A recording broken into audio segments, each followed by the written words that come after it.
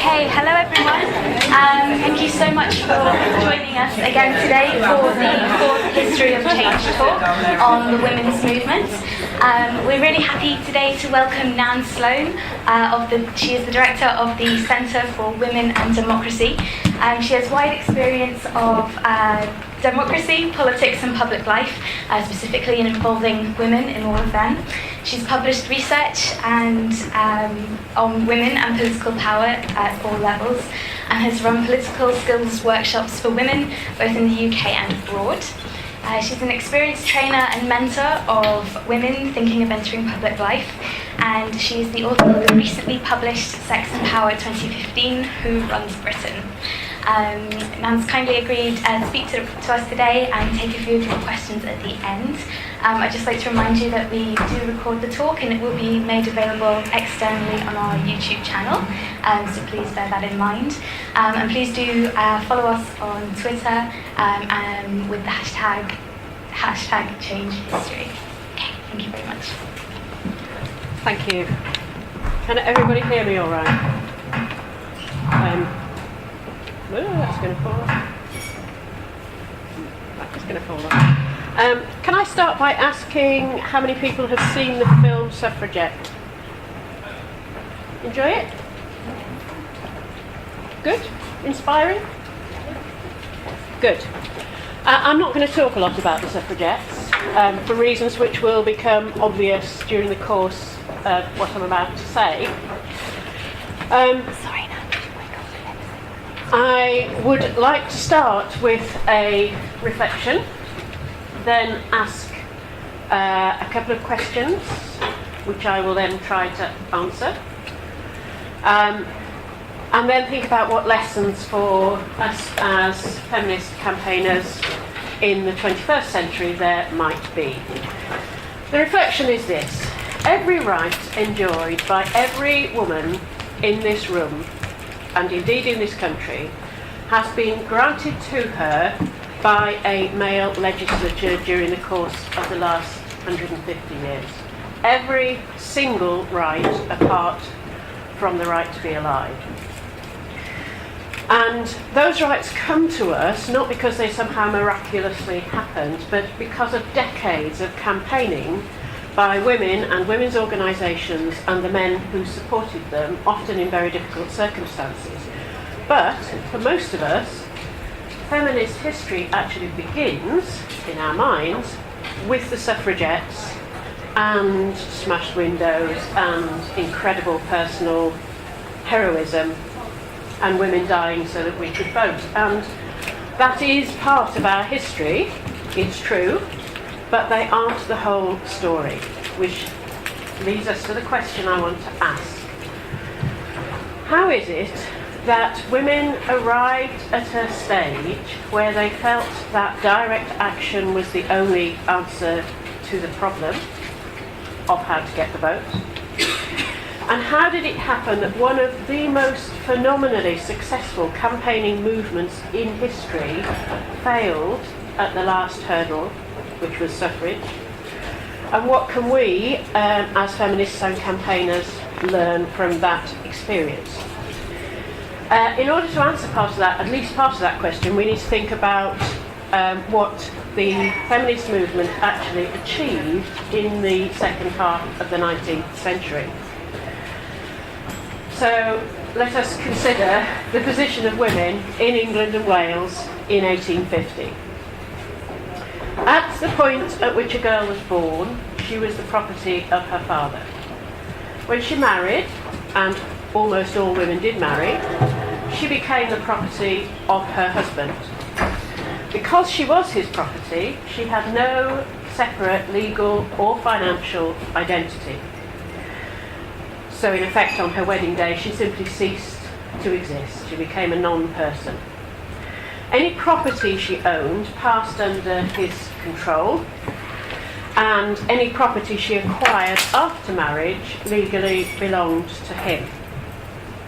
When Millicent Fawcett, who was the president of the National Union of Women's Suffrage Societies and an amazing campaigner on a whole range of issues, and the woman after whom the Fawcett Society is named, was mugged in the street and went to court when the mugger was prosecuted.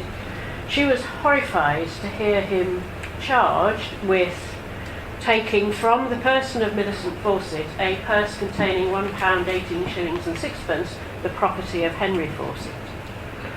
And that was one of the things that propelled her into campaigning over the issue of married women's property. Even if a woman worked after marriage and earned income, that income had to be paid to her husband, not to her. The writer Charlotte Bronte lost control of all her income and her intellectual property, which passed entirely into the control of her husband. Men had complete authority over their wives and huge discretion over how they exercised it. They could beat, rape and abuse them with near impunity, as long as they fed them from time to time and didn't actually kill or maim them. The law was very unlikely to intervene because it did not consider her as a separate person with rights in her own right. If she left him and took refuge with family or friends, he could enter the house where she was staying in order to retrieve his property. Even if she could separate from him, she couldn't escape from him. She was still financially dependent on him, and regardless of the rights and wrongs of the separation, she would probably never see her children again because he owned them in the same way that he owned her. There were no circumstances in which she could get a divorce, and if she was accused of adultery, her husband might sue her lover for criminal conversation with his property. But when the case came to court, she was not entitled to defend herself, nor was she entitled to be represented separately from her husband. I could go on for some time, as you could see, because this extends into every conceivable area of life, but you get the general picture of women's position in the mid-19th century. So it's really hardly surprising, given all of this, that for most women, absolute compliance with the status quo was the only option. And any idea of challenging it must have seemed as remote as going to the moon. And yet, some women did challenge it, and challenged it so successfully that within 50 years, almost everything had changed.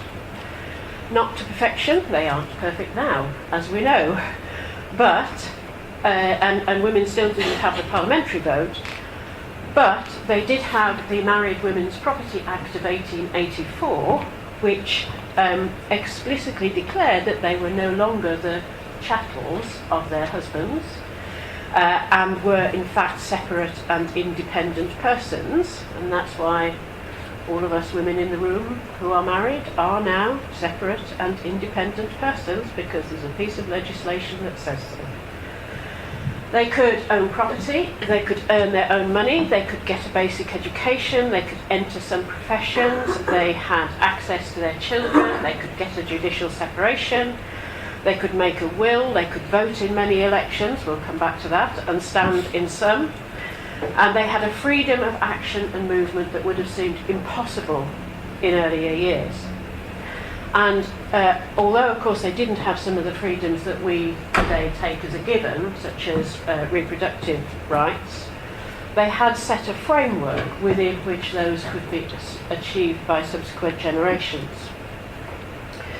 Getting all this done was not just a matter of getting a few laws passed, because it was, in fact, a fundamental, far-reaching, and for some people, alarming, if not horrifying, mutation in what was seen as the natural order of things.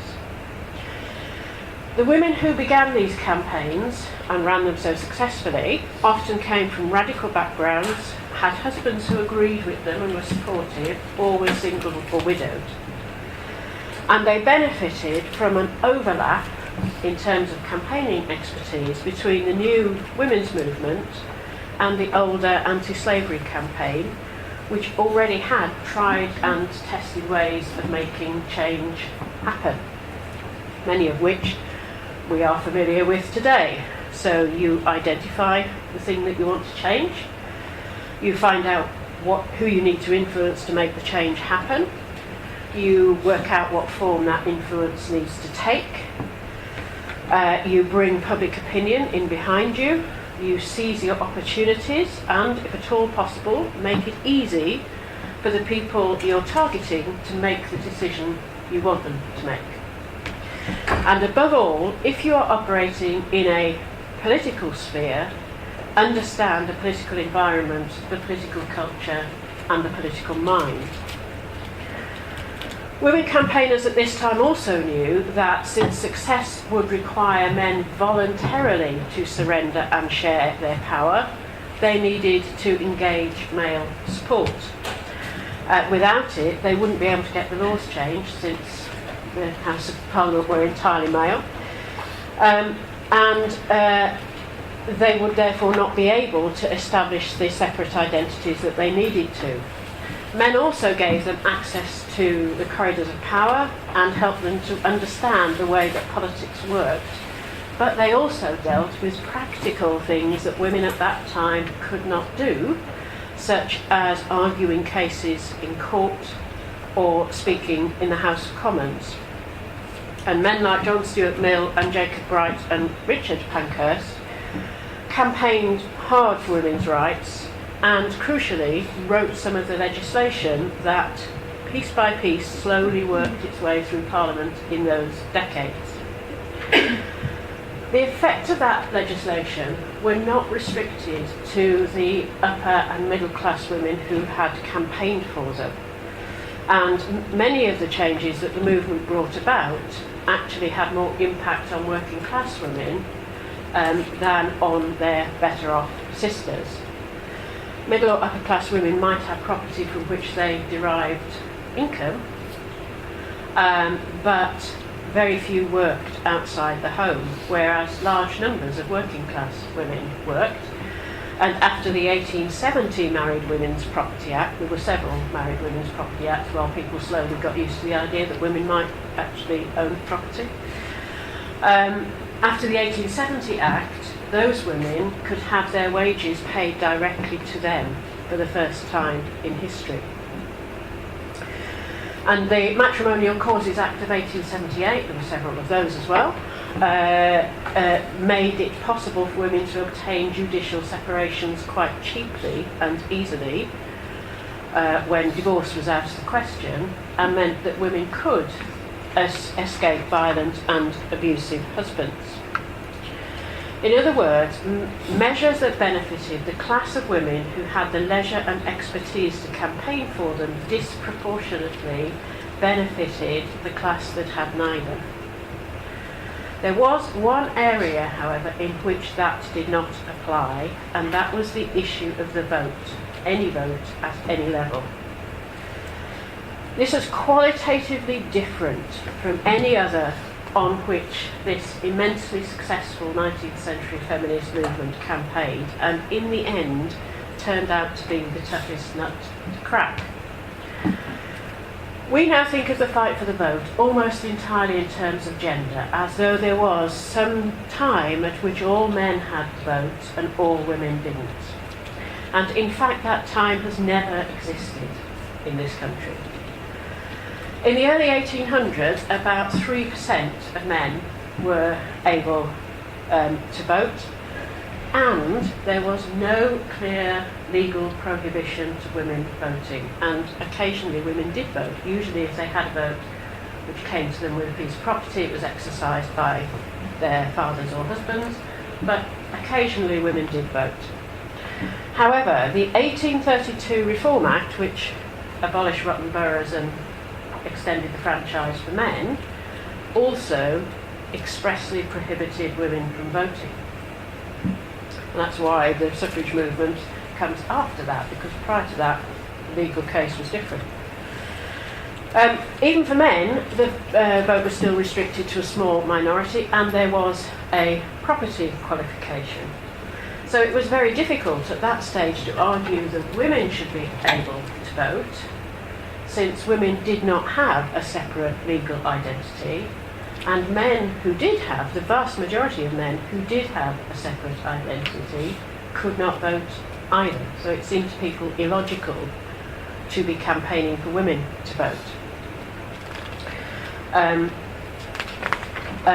In 1867, however, things got a little more complicated, because the Second Reform Act extended the franchise to all urban householders, people who paid rent of more than £10 and people who owned small amounts of land in the country. And it extended the franchise quite considerably, as you could imagine, amongst men, but it also led to an example of how the feminist movement at the time was able to seize an opportunity and make it work for them. In 1867, a woman called Lily Maxwell in Manchester, who was a shopkeeper, managed to get her name onto the electoral register. And on the 26th of November, when there was an election, accompanied by 2 other women, she went to the polling station and cast her vote. According to the papers, they were all 3 much cheered as they passed to and fro. Now, incidents like this have been happening on and off for years. In 1846, a laundress voted in Litchfield, I think it was. And this incident might also have been quickly forgotten about, but for the fact that Lily Maxwell was accompanied by a woman called Lydia Becker. And Lydia Becker was one of the leading lights of the suffrage campaign in Manchester. And she saw that there was a campaigning opportunity here. So the following year, because in those days you registered every year for each election, the following year she and the suffrage campaign ran a national campaign to get women to register to vote. And thousands of them did. Now, what normally happened with voter registration was that a list was published, and then you could go and object to anybody on the list that you thought shouldn't be there. And so, not surprising, and then a barrister would come and review the objection and make a decision as to whether or not your name stayed. So, not surprisingly, there were a lot of objections to all these women suddenly turning up on electoral registers, and barristers who had previously found themselves hearing a few cases a year suddenly found themselves hearing dozens, and even in some places hundreds. And because the law was not clear, they took differing views. So some of them just turfed every woman off the list, regardless of the rights and wrongs of it. Some of them seemed to take it quite personally and fined women for wasting their time. But some took the view that if you were a ratepayer, you should be able to vote, and if your property qualification met what the Act said, you should be able to vote, and so they left them on. And where there were no appeals at all, there were no cases heard, and those women stayed on the electoral register. And in the local elections of 1868, some of the women whose names were left on the register did actually vote. Others who were turned off the register had a right of appeal to the courts, which they exercised. And barristers like Richard Pankhurst and others spent a lot of time in court arguing that women had an ancient right to vote and should not be excluded from it. So, at that point, government started tidying up the legislation, and but tidying it up in such a way that the franchise for local government was slowly extended until by the early years of the 20th century, women could vote, some women could vote at all local elections and stand for election to all local bodies, which left Westminster as the only elected body where women had no voting rights. By that point, about 60% of men could vote because there had been successive acts extending the franchise. So the gap was still very wide, and the women who could vote in local elections were still subject to a property requirement, which obviously automatically excluded the vast majority of women. However, after decades of success, the early years of the 20th century seemed to be the point at which the campaign juggernaut, which had revolutionised women's status and standing and rights, ground to a halt. Partly, I suspect, because they had won almost all of their objectives except the parliamentary franchise, but partly because it was a long-standing movement, and it had been trying throughout the latter part of the 19th century to get legislation on the suffrage through Parliament and had failed. And like all organisations, it came under stress when it was not reaching a goal which it viewed as one of the core things it wished to do. In 1903, the Women's Social and Political Union, which is what we know as the Suffragettes, was set up in Manchester as a breakaway group from the National Union of Women's Suffrage Societies. That remained by far the biggest suffrage organisation, but also became itself subject to internal problems. But the other problem was that the women's suffrage movement was not the only game in town in terms of suffrage, and it ran alongside campaigns to enfranchise all men, but not women, and particularly in the trade union and labour movements, campaigns for universal suffrage, which would enfranchise both men and women equally with no property qualification. And one of the problems that the suffrage movement had was that it did not have a coherent view as to what it was campaigning for. And so different parts of the movement campaigned for suffrage on different levels. Some campaigned for suffrage on the same basis as men, which would have retained the property qualification, and which meant therefore that some suffrage organisations, like the Suffragettes, became viewed as a middle class, something that was for middle class women and not universal.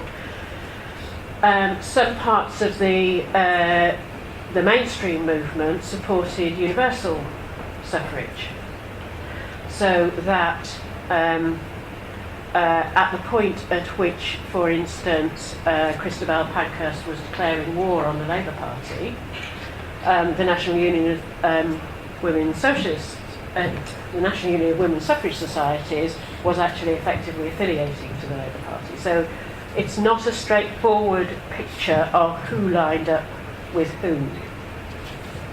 And when the tectonic plates of British politics shifted, as they sometimes do, the suffrage movement was largely unprepared and found itself in new territory in which what they thought was going to be a victory actually turned into a fairly bitter defeat. The general election of 1906 brought into power a Liberal government with a landslide majority. It was the last Liberal government to have an absolute majority in Parliament, the last to win the popular vote, and the last to govern alone. And it was estimated that about 2/3 of MPs across all parties were in favour of women's suffrage. And so there began really concerted attempts to try and get a suffrage bill through while this majority still existed. And there was a bill put in front of Parliament in 1907 which ran out of time, and another one in 1909.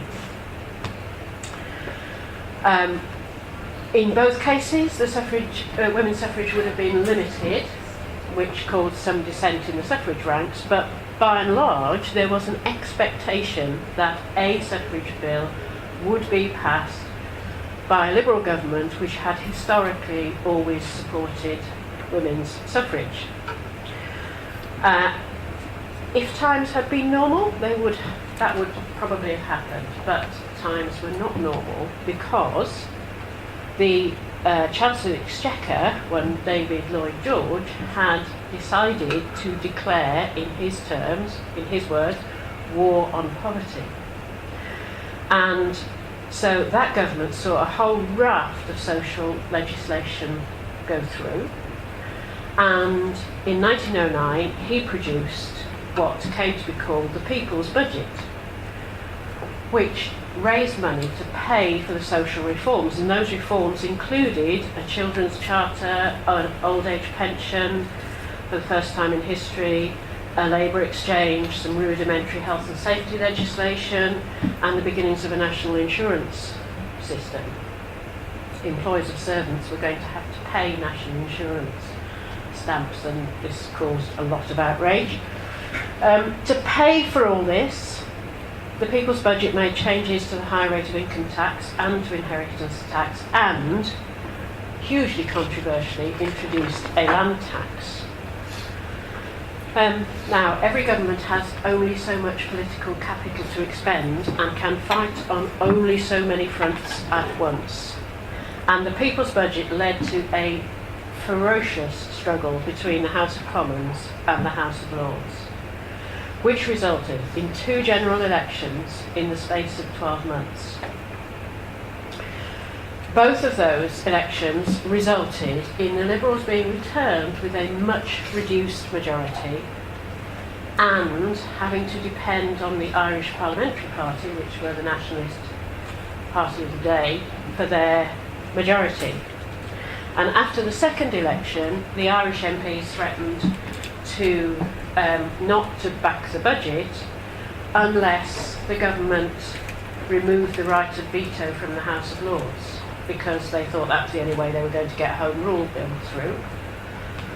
And so after some toing and froing, the House of Lords backed down after the Liberals threatened to flood it with a huge number of new Liberal peers.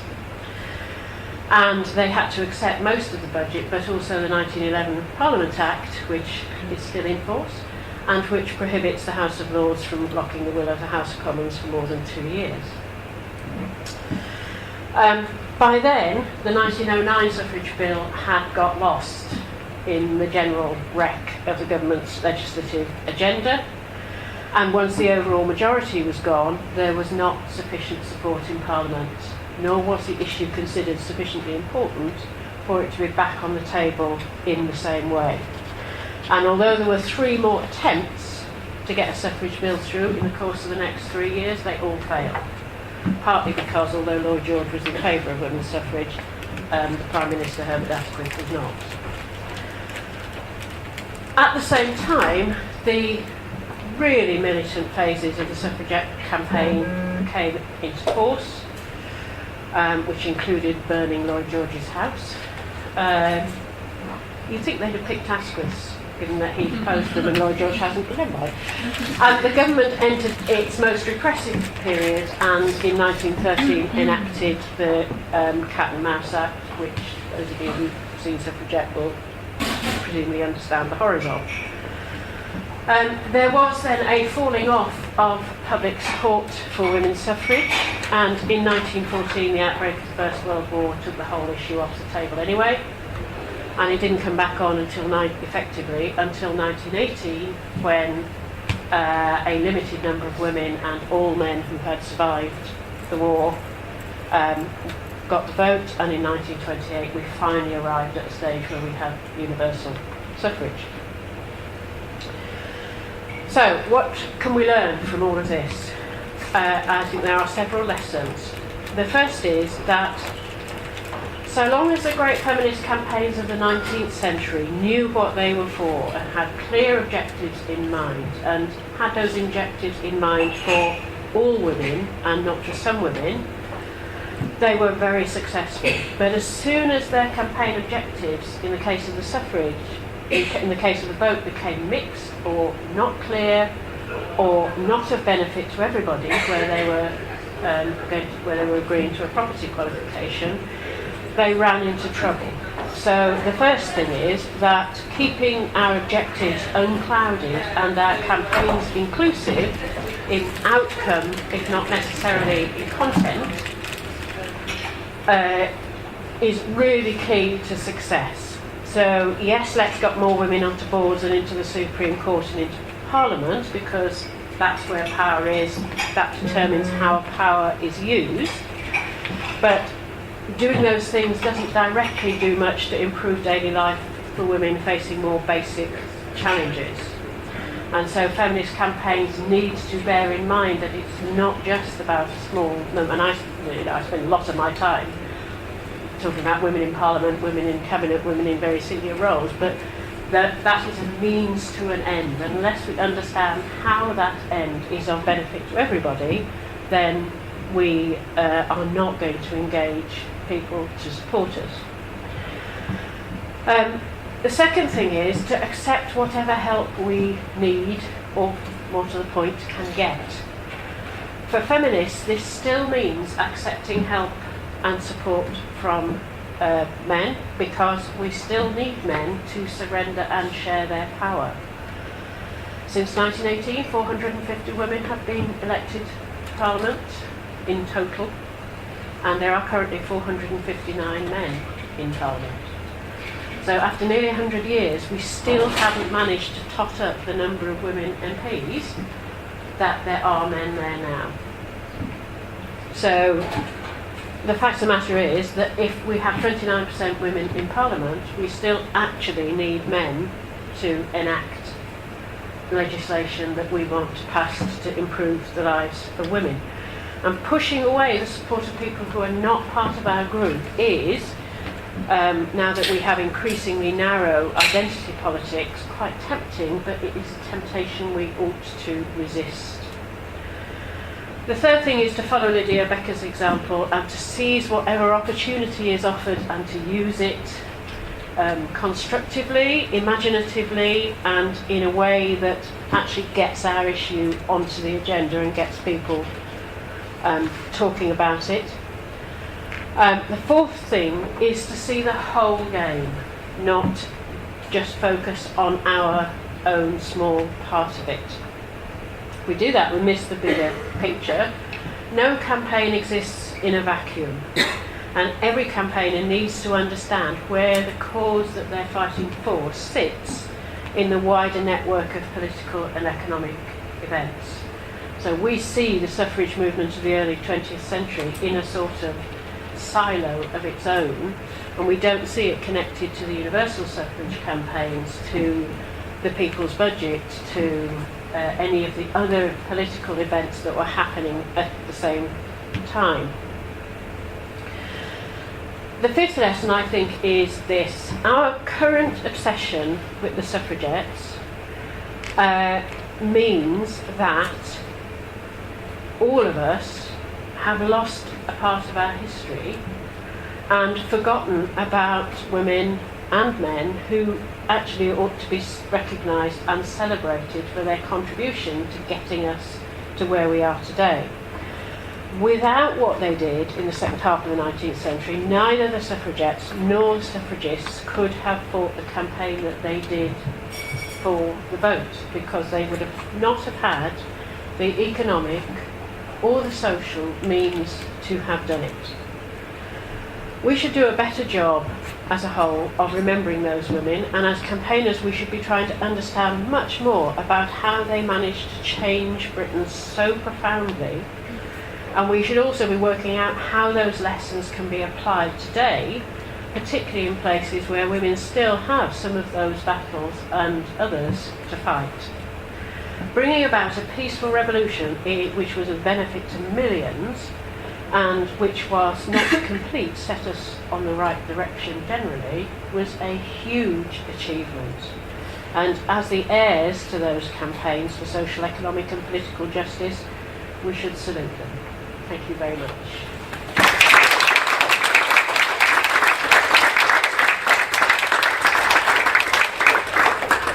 Thank you very much. If anyone has a question, would you like to raise your hands and we'll bring a microphone along to you. And for those on link, if you can type a question into the message box, will come around to you as well. Anyone would like to start us off?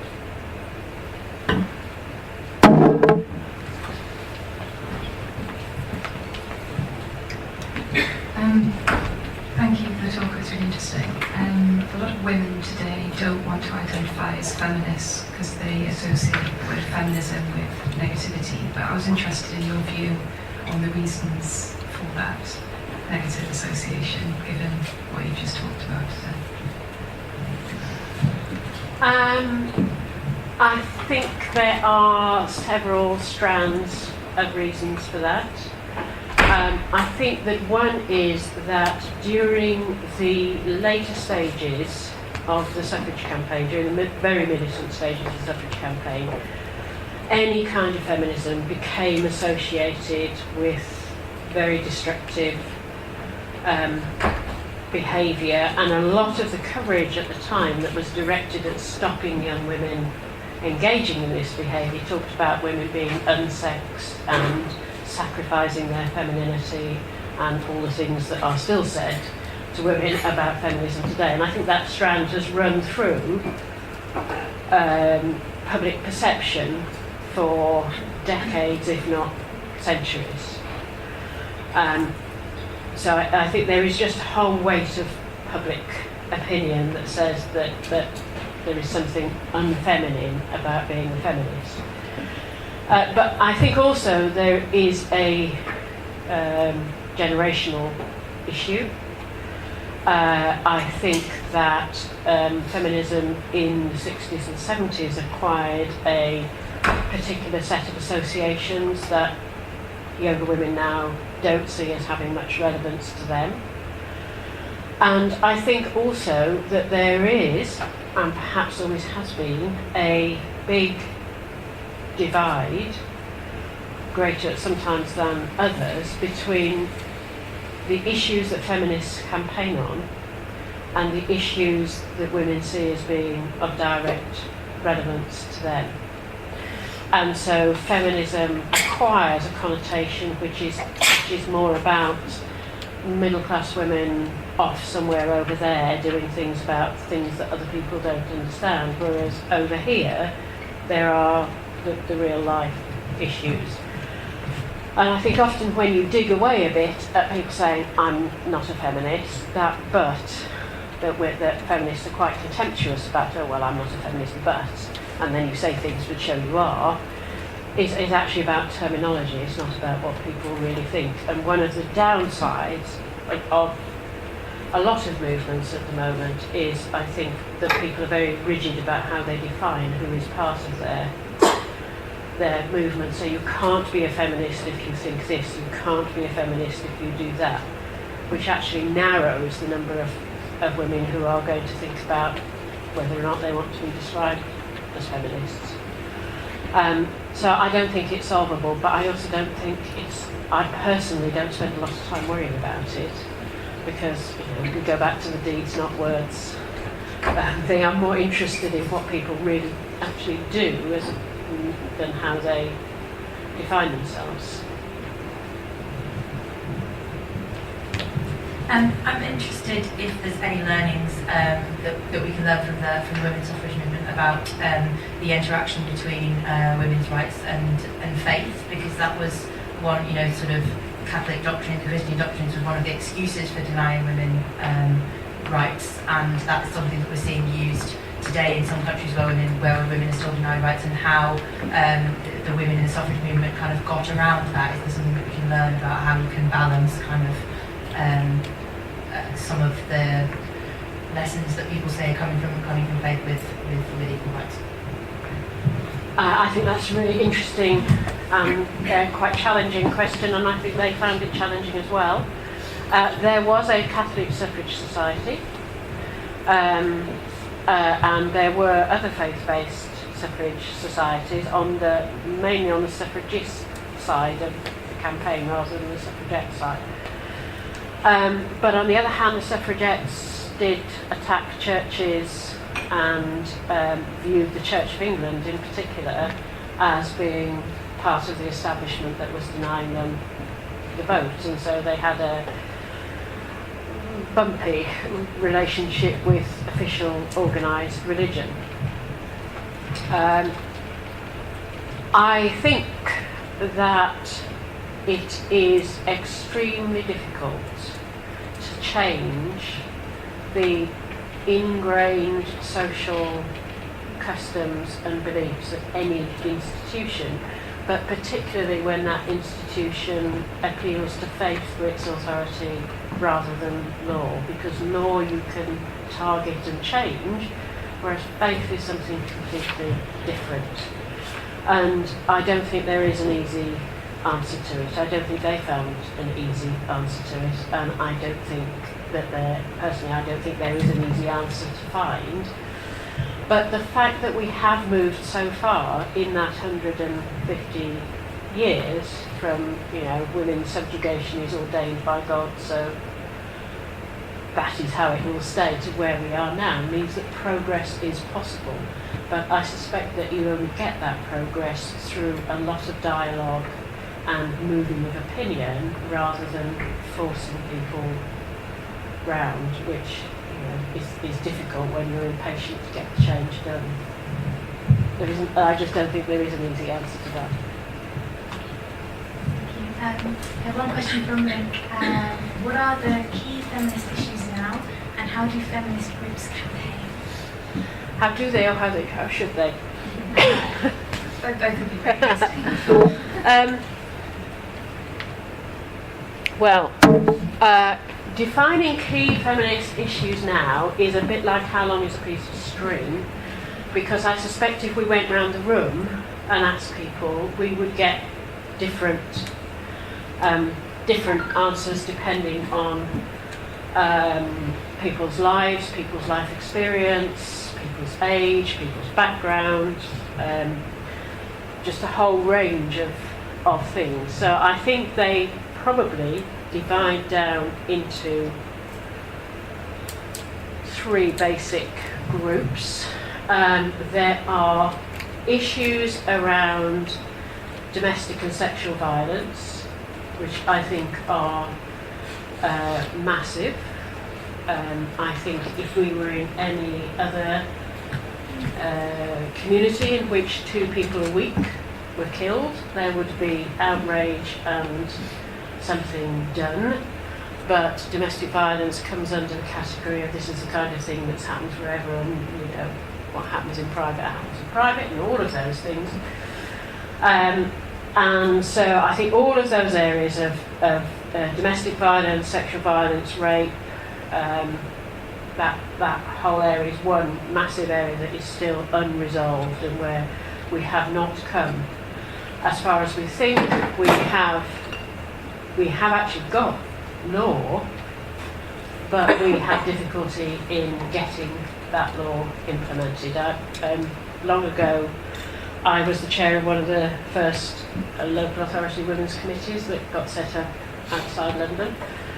And this was about 30 years ago, we decided that domestic violence was something we were going to get to grips with and deal with. And so we had a big meeting with the police, who listened very tolerantly to us.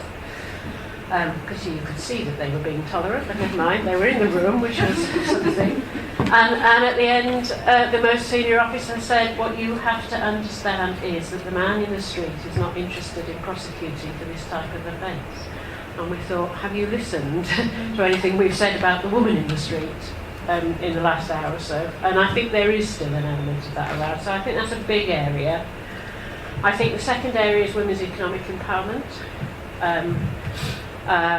So all of the issues around the austerity agenda, around work, around the type of work that is accessible to women, around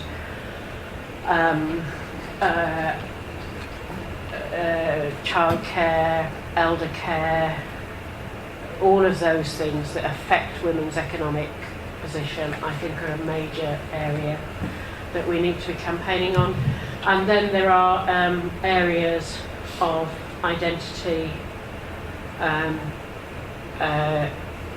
so people's identity as women or as men or as neither, or all of that area, which I think a lot of people find it quite difficult to get to grips with, but which is actually an area that is really important for a lot of both women and men, and is something that we, as we go on, is going to become more and more important and more discussed.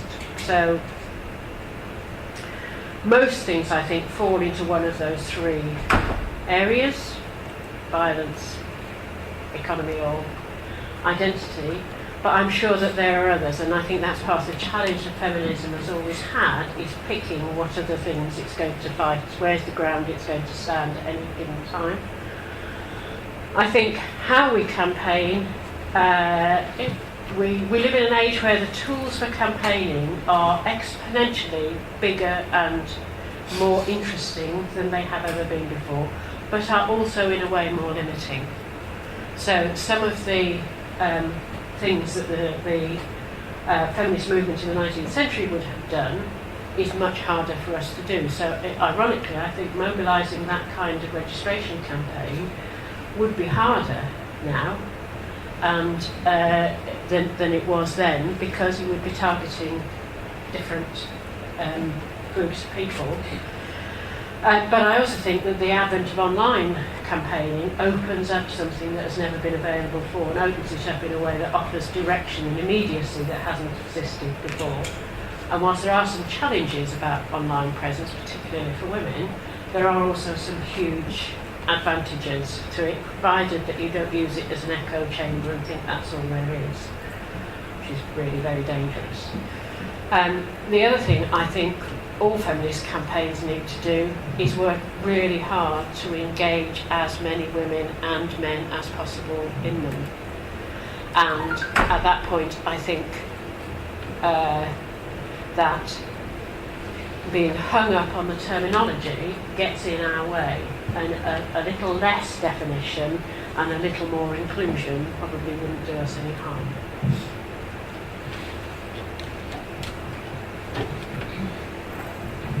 Thanks. I just want to ask a question about quotas. Yep. What's your view on, particularly in politics and getting women into parliament? Are there, and also there's a big debate, and the Labour Party or women's shortlist make a big difference?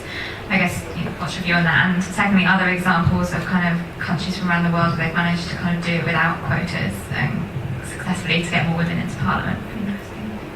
The answer to your second part of your question is no. Which partly answers the first part of your question. The only thing that has been found so far that works is positive action in the form of some form of quota system. It won't work without a number of other things, like good training, good support, mentoring, talent spotting, development, and all of those things. But those things won't work without them, because you're not actually dealing with the problem of women not getting a fair hearing. You're dealing with the problem of institutional sexism in politics around the world. And so there is, I can't off the top of my head think of anywhere that hasn't used at some point some form of quota system. There are some countries in the top 20 internationally who have used them in the past and don't use them now. So they've used them in the past to get them up there, but they don't use them now. But there is nobody who hasn't used them to get there in the first place. So that leaves you with, however distasteful they are, if you actually want to increase the numbers of women who have access to power, whatever that power is actually, not just political power, then you have to use quotas. The problem is that defending that then means that people start to treat the quota system, whatever system is in use, as an end in itself. Whereas in fact what it is the fact that you have to use quotas is actually a demonstration of failure, because you have failed to deliver a meritocratic society. Either you failed, not you personally, but either we have failed to deliver a meritocratic society, or women aren't as good as men. It's one or the other. It can't be both.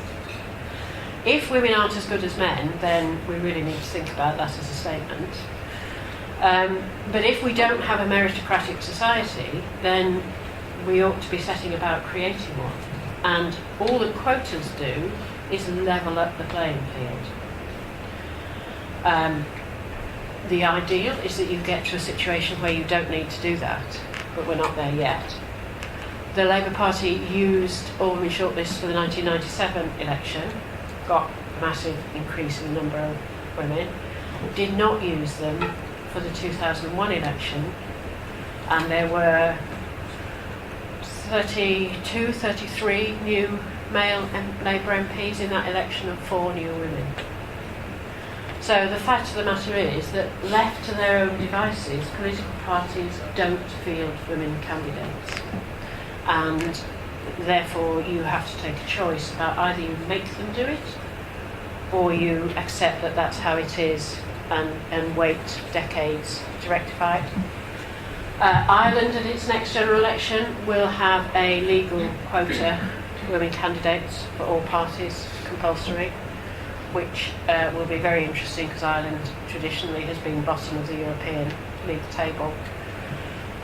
Assuming that Ireland's election is next year, assuming that they are successful with that, then you'd be amazed how keen political parties in Ireland at the moment are to find women candidates. Given that they're going to lose half their state funding if they don't, so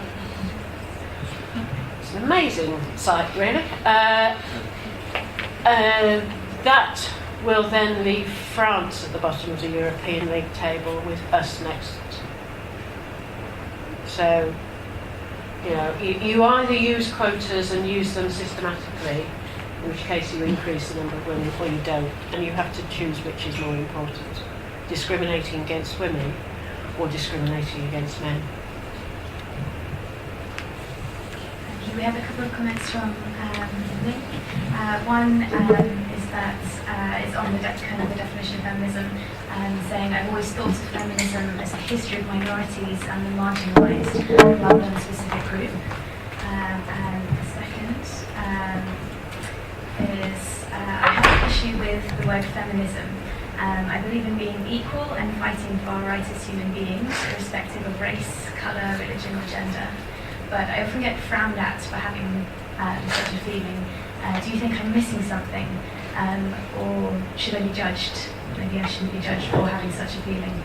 Perhaps this isn't really a question, but it's something that I get often.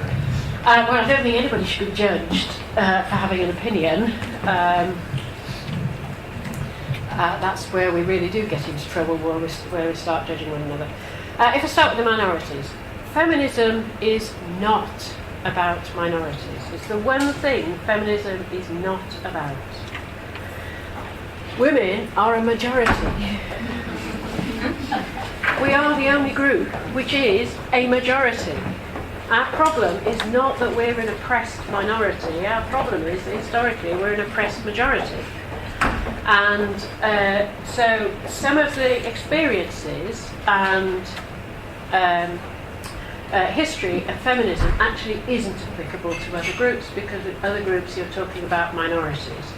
And sometimes people want to transfer things from feminism into other campaigns, and sometimes those things are transferable, but sometimes they're not, because tactics which are developed to address the problem of the exclusion of women aren't necessarily applicable to the exclusion of minority groups. So the one thing I think feminism isn't is about minorities. It is about exclusion. It is about power. It is about how power is distributed. It is about how it is used. It is about the constructs of power that we build up. People have great expectations for, are we to have more women in change politics? I'm not entirely sure that that is true, because actually I don't see why men shouldn't change politics. Why it's our responsibility to change them, poor dears, because they're not capable of doing it themselves, seems to me not a very strong argument. So I don't think it is about minorities, but I think it is about exclusion and power. I said earlier I'm not overly keen on tight definitions of feminism, and the second question really demonstrates why. I think feminism means different things to different groups of people, and different things in different countries, and different things within different communities in different countries. and is partly driven by the issues that you're trying to deal with. And so to say to anybody, my definition of feminism should be your definition of feminism, is inviting discord, because it's quite hard to get people to agree about what feminism is. And if you haven't got anything better to do on your with your time and sit there with Twitter, you can be a bystander at any number of very angry arguments about what constitutes feminism and who a feminist actually is. And I think those are completely counterproductive and are exclusive, whereas feminism should be inclusive. So I would never judge anybody for their definition of what feminism was. I might disagree with them about it, but their opinion isn't less valued or valuable than mine, because it's probably born out of a different experience than mine, and facing different challenges.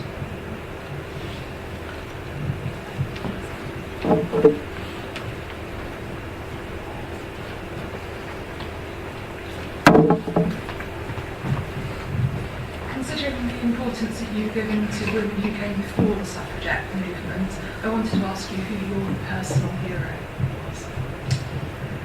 Oh, that's a good question.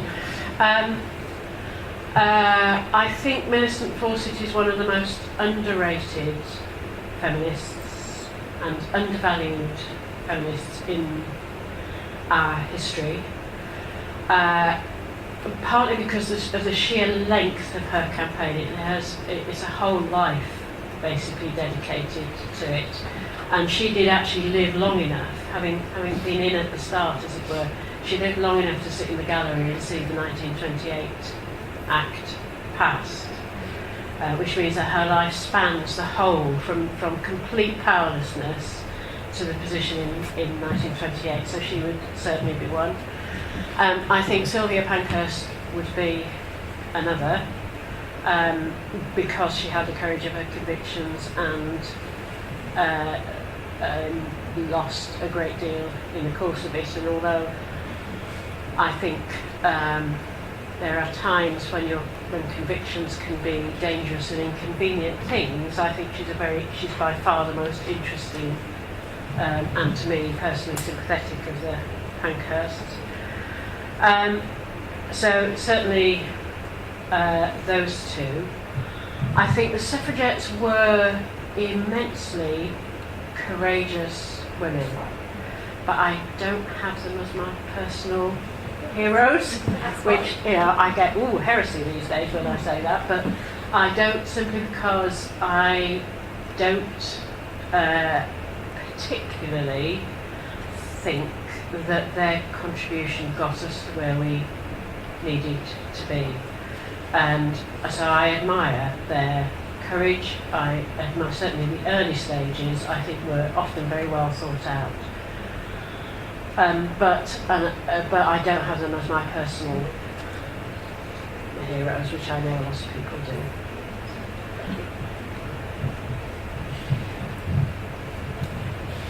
Sorry, I think we have time for one more question. Is that okay? Yeah. We'll make that the last one. Hi there, thank you very much for your time this afternoon. And just first of all, I'm quite sad and embarrassed now that there's only 4 men in this room. I'm blindly hoping there's a lot more listening in online, but not totally hopeful of that. My question is coming back to one of your comments in response to the earlier questions around some of the economics behind sort of discrimination and so forth. In terms of reshaping them to make them more equal, more fair, what do you think the main priority should be? Sorry, in terms of reshaping sort of economics to make it more equal and fair. Well, I think that we have arrived, I have to be careful how I say this, because I don't think it's part of a political issue. I think this applies across all parties.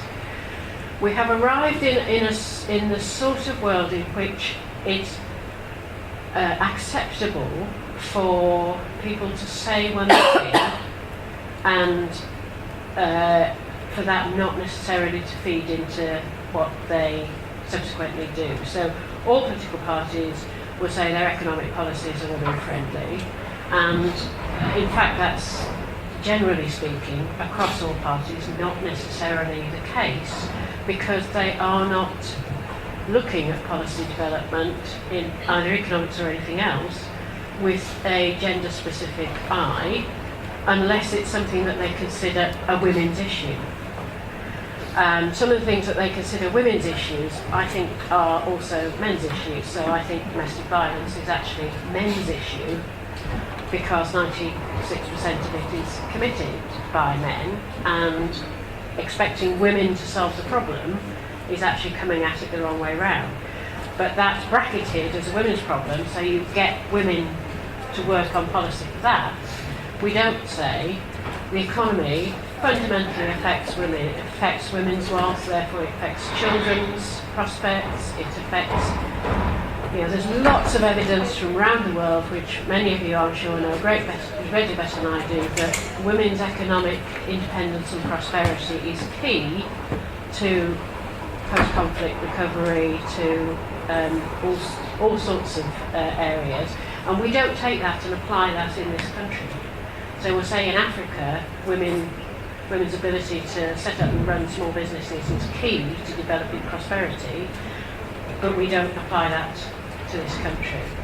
So I think it isn't so much the things that people need to do, because that's straight, I'm not an economist, but the way in which they do them, I think, really matters. And if we're going to say that we have, feminists in power, then that's got to translate through into how they look at and develop and implement policy. And I think it's fair to say that across the board that does not happen now, and that the decision about what benefits women is often not made by women themselves. Thank you so much. Thank you so much. We're actually over time now, but if you could all join me in thanking Nan for her thoughts.